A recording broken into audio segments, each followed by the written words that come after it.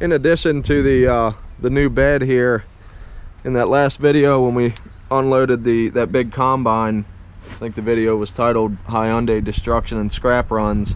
If you notice, when they pulled it off with the machine, this whole control box that runs the rollback, makes it move, that broke, the welds broke and it fell off. So today I'm gonna take it over to my neighbors and get it welded back together, cleaned it up a little bit.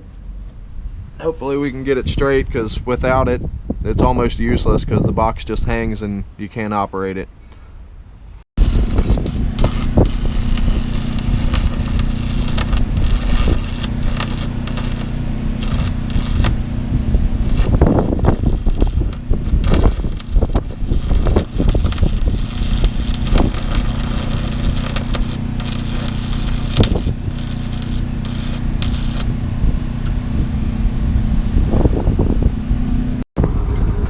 Alright, so 2 hours later, the box is back on, welded up nice and tight, ready to roll.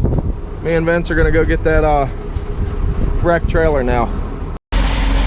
Alright, so as a couple of you guys noticed, I put a new deck on the rollback, and I'm trying to avoid completely destroying it on the first load. So I'm gonna lift the trailer up and hopefully pull out from underneath of it, but we'll see how it goes.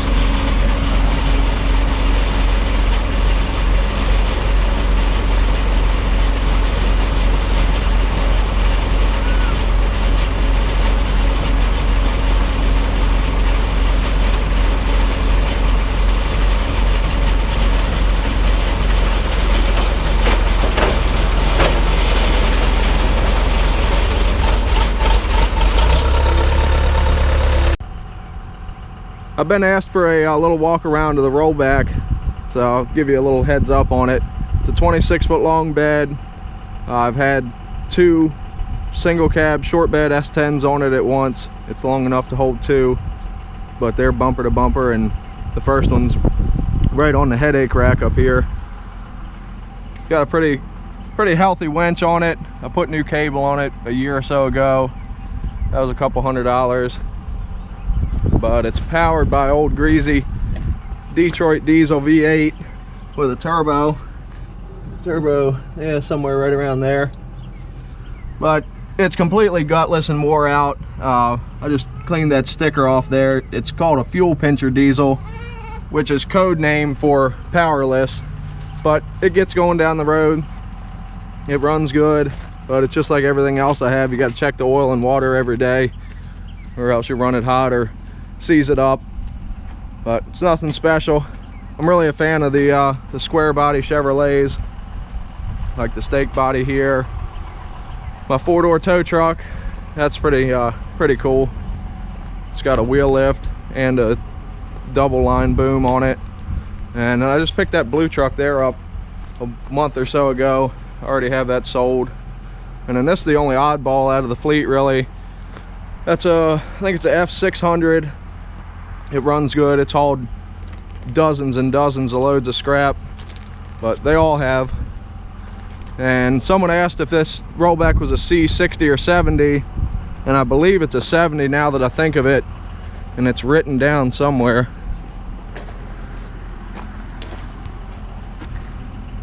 Yeah, somebody scribed that in, 82 C70. But either way, just want to give a quick little run around. That way you guys knows what's going on. I think it's a, let me see, it's a 5-speed with a 2-speed rear. Heater doesn't work, obviously no AC, but it functions well, all in all. I'll give you a quick little learning lesson on the backhoe. 580 case, 4-cylinder, non-turbo Cummins. It's a 4BT for anybody that was interested. I worked for a septic company for about 3 years, and I bought this with my tax returns one year. I paid $5,000 for it. It was turnkey, ready to go. I have the side panels for the motor so it wouldn't look so bad, but like everything else, you got to check the oil and all that every day, so it's not worth taking them off and putting them back on. It's just more of a hassle than it's worth. But the hoe works good. I've used it a lot, digging holes, stuff like that. Other than that, it's a really good machine for scrapping, because you can use both. You know, if you're trying to drag something up on a trailer or something, you can use the hoe and slide it up on, or like just like with this trailer, lift it off of a truck, whichever you want to do. But it's got I'm sure it's got 1,000,000 hours on it. I think it says 2,000 and some. Oh, it says 3485, but I don't even know if the hour meter works, but it runs and drives and does what it needs to do every time I call on it. Other than needing 2 batteries soon, it's completely functional. But I got a whole bunch of other stuff. I think the forklift was in another one of my videos. That's a 66 Chevrolet C10. I've had that since I was 16. And the forklift, in case you haven't watched my other videos, I think it's a 3-cylinder diesel, and one of the pistons has a hole in it, so crankcase fills up with diesel. Gotta drain it out every once in a while. This is the Hyundai from one of my videos. It still runs and drives, believe it or not. We're gonna make a thank you video to Paul, Scrap and Pallet Man, with this and that blue Chevrolet pickup. And then this Dodge Ram, I think it's a 1-ton. I think it's a Power Wagon 350, but it runs and drives. And I took down a lean-to for a friend of mine. That's in one of my videos with me and Ryan. I took that down and put it on his trailer for him in exchange for this. I don't know what I'll do with it, but it's a square body, just not a Chevrolet, and I couldn't pass it up. So that's pretty much a run around of what I got. That's a 65 C30. I used to run that all the time, haul logs on it and stuff like that, but it's been sitting for years.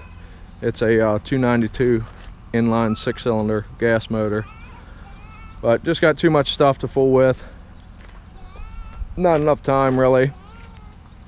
And this C30, hold on buddy, this C30 had that aluminum stake body bed that's in front of it on it, but I needed the rear end out of it for my hook truck for my roll-off dumpsters. So this was the donor, and the hook truck is a lot newer. It's got fuel injection and it's just better all over. So that's what happened to this one. All right, let's see if we can put on a little smoke show for you with the forklift. It's about 35 degrees out here, and it's got a little lever right here that is some sort of starting aid on it, but normally fires right up. So let's see if it does.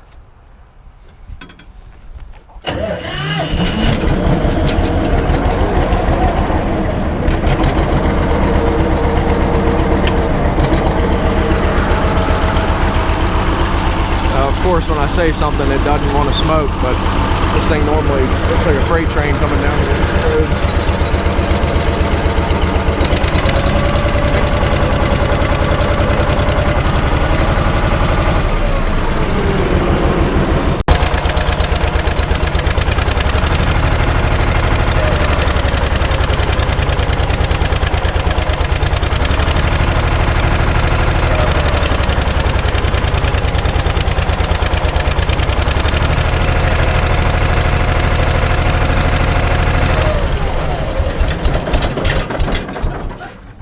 And Ace stalled it out. Good job, buddy. But anyway, I know it's kind of overcast skies and you really couldn't see with a white background, but it really pukes out the carbon. This is one of my dad's projects. It's a Cushman golf cart, more or less, but it's called a truckster. We used to take it to the drag strip and ride it around in the pits. We cut about 12 inches out of the top, so it's got a little chop top on it. It's empty on the inside now because we're working on it, but the best part is that we're putting a Harley Davidson dresser motor on it. Got coilover shocks put on, and I think this is chrome moly, but it might not be. But it's all mandrel bent, welded up nice.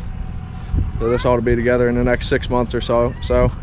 Oh, we also put a really heavy duty live axle in it. and it'll be chain driven just like a motorcycle. So inside the cab you'll have your shifter to be able to shift through the gears, and you still ought to be able to run it air cooled because it's not going to be working too hard just putting around in the pits. But I always thought that was pretty cool. Hopefully it gets together soon.